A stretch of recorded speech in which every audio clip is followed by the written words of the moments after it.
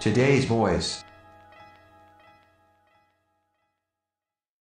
So my organization is BirdLife International. is actually a network of many national conservation organizations. We are present in 114 countries, and each country is represented by national conservation organizations with membership and a lot of local groups coordinated under that framework.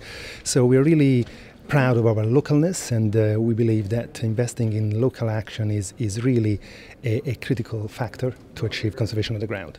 The mission of COP10 is to make sure that the government are behaving well, and we are really providing a lot of information constructively, engaging with the government constructively, and when is needed also push the government a little bit to really try to make a firm commitment to address the conservation crisis that inevitably, is very clear we are facing these days on planet Earth.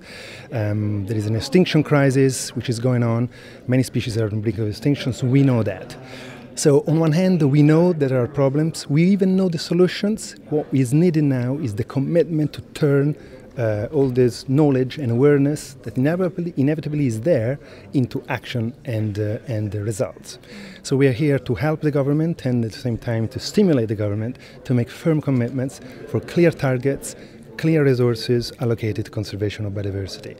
As usual in these conventions, everybody is a little bit hesitant at the beginning in terms of commitment. The Japanese government made a great effort to begin the conference with a pledge of $20 billion for conservation. And let's be clear, this is a commitment that is not to be considered as a philanthropic donation. These are actually more and more clearly an investment in nature, an investment that will have great returns from humanity.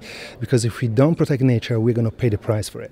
This is very clear now from a number of research, economists are coming on board, and so it's very clear that we're not asking for charity. We are asking actually for serious investment, making stronger and stronger business case for nature conservation. Yeah, this is an exciting initiative at the front end of the conservation challenge because it's trying to avoid the extinction of species that will go extinct almost surely in the next maybe 10, 15 years if nothing is done today or in the immediate future. These are species that are extremely small in population. They are even confined to one single site. So if that site, if that habitat, if that forest, if that wetland disappears, the species will go extinct. So it's absolutely critically urgent to take action now. We know what are the species, we know exactly what are the sites, and the GF and the World Bank support, together with the national governments who will join ultimately the project, are going to be absolutely critical to make a difference on the ground. We have the people on the ground able to take action, we need resources. One is in Brazil, is a species which lives on the coast of the Rio de Janeiro state, is very specialized to a very special type of habitat along the sand dunes of the coast, which are very much the target of tourism development, obviously. And so the species is seeing this habitat shrinking year after year, and it's critical that we collaborate with the planning authorities to maintain enough habitat compatible with the development that actually allows the population to survive. This is called the Resting antwren. It's a small, tiny bird, but very, very pretty with a long black tail. Fantastic species.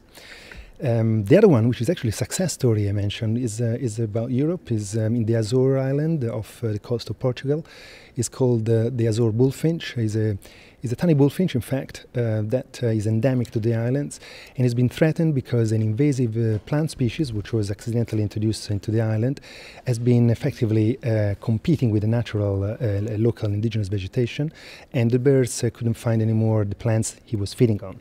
And so the eradication of this alien plant has actually allowed us to double the population, now over 1,500 birds in the last five years almost. So that shows that actually targeted action can achieve a big difference, and we can save the species if we actually have the resources and the knowledge to do so.